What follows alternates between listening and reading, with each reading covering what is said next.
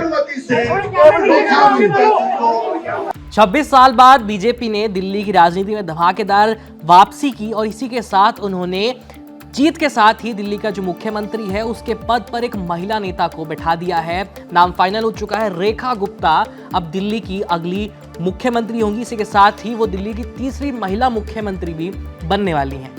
ये शपथ ग्रहण कल होगा। अब कायदे की बात यह है कि रेखा गुप्ता जो हाल ही में राजनीति में उस हिसाब से नया नाम है, जिन्हें कहा जा रहा है कि उनके पास इतना एक्सपीरियंस है नहीं, तो आखिर वो है कौन, उनके बारे में हम एक एक जानकारी डिटेल में निकाल करके लाइए। जुड़े रहिए हमारे साथ। मेरा नाम है आयुष और आप देख रहे हैं एबीपी लाइव। बात करें रेखा गुप्ता के राजनीतिक जीवन की, तो इस बार वो शालीमार बाग की सीट से विधायक चुनी गई हैं। अगर उनके राजनीतिक सफर की बात करें तो आरएसएस की एक्टिव मेंबर हैं। 1996 और 97 में वो डीयू की अध्यक्ष रह चुकी है, यानी उन्होंने 96 से अपनी राजनीति की शुरुआत करी थी, छात्र नेता थी। इसके बाद 2003 और 4 में वो भारतीय जनता पार्टी की युवा मोर्चा की सचिव बनी दिल्ली में। 2004 और 6 में वो भाजपा युवा मोर्चा के राष्ट्रीय सचिव बनी, यानी उनका राजनीतिक कद बढ़ गया।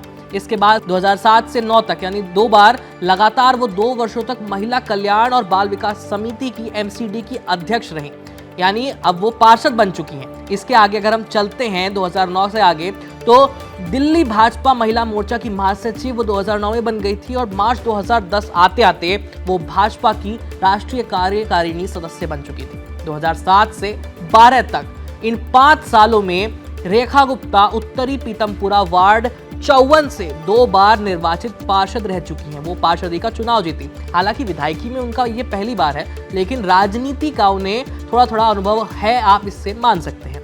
बात करें 2013 में, तो वो लगातार विधानसभा चुनाव में उतरती आई हैं 2013 से और 25 तक, और तब से लगातार चुनाव लड़ते लड़ते आखिर 2025 में उन्होंने जीत हासिल कर ही ली। वहीं 1992 में अखिल भारतीय विद्यार्थी परिषद यानी एबीवीपी के जरिए उन्होंने अपनी राजनीतिक यात्रा की शुरुआत करी थी। वो छात्र राजनीति में उन्होंने एंट्री की थी।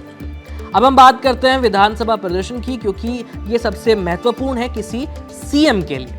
तो 2025 की बात करें, इस बार के चुनाव में वो शालीमार बाग से जीत गई हैं। 2025 के चुनाव में उन्होंने आम आदमी पार्टी की वंदना कुमारी को 29,595 वोटों से हराया, और ये वही आम आदमी पार्टी की कैंडिडेट है वंदना कुमारी, जिनसे वो 2013 से लगातार हारती आई हैं और 3 बार की हार के बाद चौथी बार आखिरकार रेखा गुप्ता जीत ही गई। 2020 की बात करें तो उस समय भी रेखा गुप्ता ज़्यादा अंतर से नहीं हारी थी, यानी आप देख सकते हैं कि आम आदमी पार्टी की जो कैंडिडेट थी वंदना कुमारी, वो 2013 से जरूर विधायक बन रही थी, लेकिन धीरे धीरे रेखा गुप्ता ने ग्राउंड पर काम किया और 2020 तक आते आते उनके और आम आदमी पार्टी के विनिंग कैंडिडेट के बीच में मात्र 3,440 वोटों का अंतर रह गया था। और इस बार उन्होंने इसको पाट दिया, न सिर्फ पाट दिया बल्कि करीब 30,000 वोटों के मार्जिन से रेखा गुप्ता ने भारी जीत हासिल की है। और इसी के साथ उन्होंने अपने मुख्यमंत्री पद के लिए जो एक महिला चेहरा होना चाहिए, एक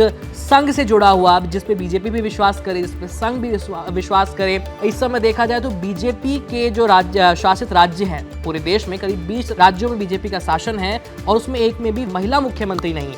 तो दिल्ली में अब बीजेपी ने इस सूखे को खत्म कर दिया है। राजधानी दिल्ली की अब मुख्यमंत्री एक महिला होने वाली है और इनका जो शपथ ग्रहण है वो 20 फरवरी को हो जाएगा। अब देखना दिलचस्प होगा कि इनके कैबिनेट में कितने मंत्रियों को जगह मिलती हैं और उनको जगह देने के लिए बीजेपी किस तरह से राजनीतिक, धार्मिक और जाति समीकरणों का ध्यान रखती है। बाकी अपडेट्स के लिए हमारे चैनल के साथ जुड़े रहिए। मेरा नाम है आयुष।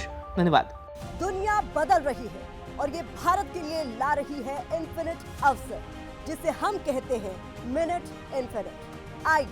आइडियाज ऑफ इंडिया के मंच पर समझे इसी मिनट इन्फिनिट को 21 और 22 फरवरी abplive.com पर।